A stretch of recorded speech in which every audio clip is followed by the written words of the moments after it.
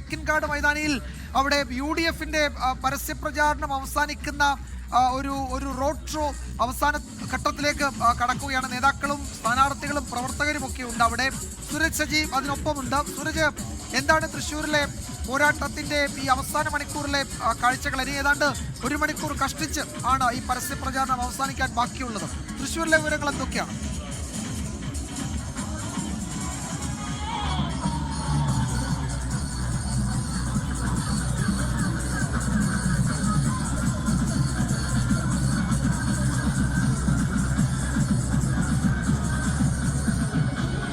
വിജയകുമാർ, തൃശ്ശൂരിലും വലിയ ആവേശം തന്നെയാണ്. അവസാന ലാപ്പിലേക്ക് എത്തുമ്പോൾ മുന്നണികളുടെ ആവേശം അലതല്ലുന്ന കാഴ്ചയാണ് തൃശ്ശൂരിലും കാണാനുള്ളത്. ഈ തൃശ്ശൂർ തെക്കേ ഗോപുര നടയിലാണ് പ്രധാനമായും ഈ മുന്നണികളുടെ തൃശ്ശൂർ കോർപ്പറേഷനിലുള്ള കൊട്ടിക്കലാശം നടക്കുന്നത്. അവിടെ അക്ഷരാർത്ഥത്തിൽ ഒരു തൃശ്ശൂർ പൂരത്തിന് സമാനമായ സാഹചര്യത്തിലേക്ക് കാര്യങ്ങൾ പോകുന്നു. 3 മുന്നണികളും ഒരുപോലെ വീറും വാശിയും പ്രകടിപ്പിക്കുന്ന ഒരു കലാശക്കൊട്ടിലേക്ക് പോകുന്നു എന്നുള്ളതാണ് തൃശ്ശൂരിനെ സംബന്ധിച്ചുള്ള പ്രധാനപ്പെട്ട കാര്യം. അത് പ്രചാരണ രംഗത്ത് ഓരോ ദിവസവും നമ്മൾ ആ വീറും വാശിയും കണ്ടതാണ്.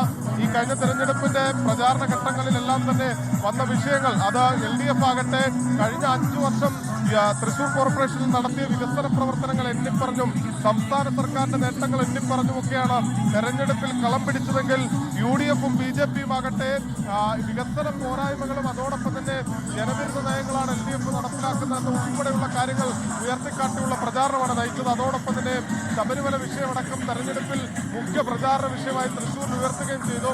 UDF-നെ സംബന്ധിച്ച് മുൻ വർഷങ്ങളെ അപേക്ഷിച്ച് വിമതശല്യം കുറവാണ് എന്നത് അവരെ ആത്മവിശ്വാസം വർദ്ധിപ്പിക്കുന്നുണ്ട്. അതോടൊപ്പം തന്നെ അവസാന ലാപ്പിലേക്ക് എത്തുമ്പോൾ സംഘടനയെ കെട്ടുറപ്പോടുകൂടി ചലിപ്പിക്കാൻ കഴിയുമെന്ന ആത്മവിശ്വാസത്തോടു കൂടിയാണ് അവർ തെരഞ്ഞെടുപ്പ് രംഗത്തേക്ക് എത്തില്ലെങ്കിൽ ഈ കൊട്ടിക്കലാശത്തിലേക്ക് എത്തുന്നത്.